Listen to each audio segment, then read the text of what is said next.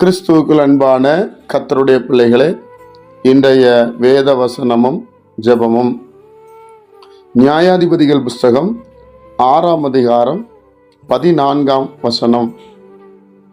அப்பொழுது கர்த்தர் அவனை நோக்கி பார்த்து, உனக்கு இருக்கிற இந்த பலத்தோட போ, நீ இஸ்ரவேலை மீதியானியரின் கைக்கு நீங்களாக்கி ரட்சிப்பாய், உன்னை அனுப்புகிறவர் நான் அல்லவா என்றார்.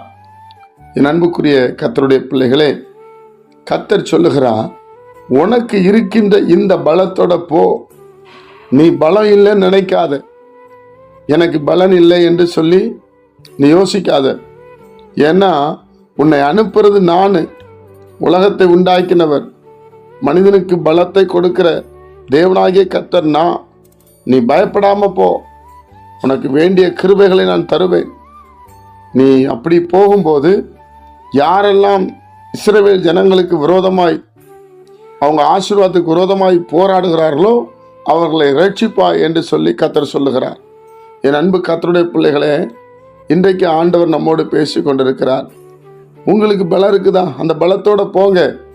ஐயோ, என்னால் ஒன்றுமே செய்ய முடியாதே, எனக்கு பலம் இல்லை, ஆள் பலம் இல்லை, பண பலம் இல்லை, அரசியல் பலம் இல்லை, அதெல்லாம் பயப்படாதீங்க. கர்த்தர் சொல்லுகிறாருன்னா போயிட வேண்டியதான். கர்த்தர் நடத்துவார். ஏன்னா உன்னை அனுப்புகிறவர் நான் அல்லவா அப்படி சொல்றாரு. நான் சொன்னதுக்கு அப்புறம் யார் ஒன்று நிறுத்த முடியும்? யார் அதை எதிர்க்க முடியும்? யோசித்து பாருங்க பிரியமானவர்களே, இப்படி ஒரு ஆண்டவர் நமக்கு இருக்கிறார். நம்மை அனுப்புகிறவர் கர்த்தர், மனிதன் அல்ல.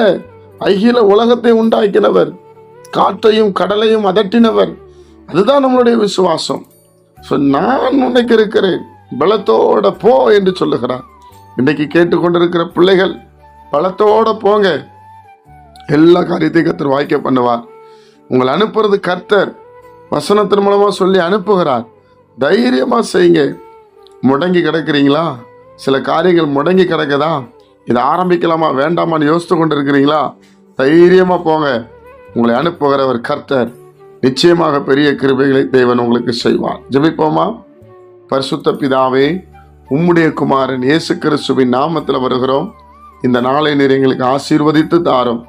நீர் சொல்லி நாங்கள் கடந்து போகிறோம். எங்களோடு வந்து காரியங்களை, ஆண்டவரே, மாறுதலாக இருக்கிற காரியங்களை ஆசீர்வாதமாய் மாற்றி தரும்படி ஜெபிக்கிறோம். கேட்கிற ஒவ்வொரு பிள்ளைகள் மேலும் பிரசன்னம் இறக்கட்டும். எல்லாருக்கும் ஒவ்வொரு தேவைகள் இருக்கலாம்.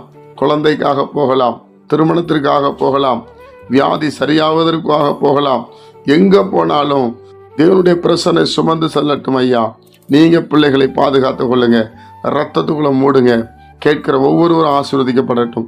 இயேசு கிறிஸ்துவின் மூலம் ஜெபிக்கிறோம் எங்கள் ஜீவனில் நல்ல பிதாவே, ஆமென்.